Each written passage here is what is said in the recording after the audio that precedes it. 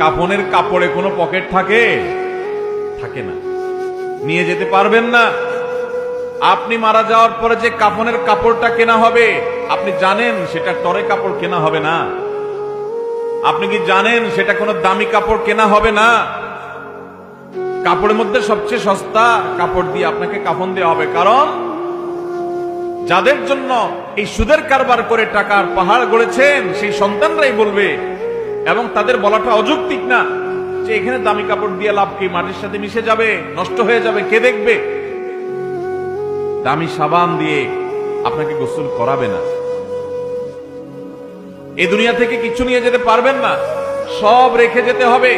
ভাগ বটরা করে ছেলে মেয়েরা খাবে, আর হারাম কামাই করছে না, আপনি জবাব দিতে হবে আপনার।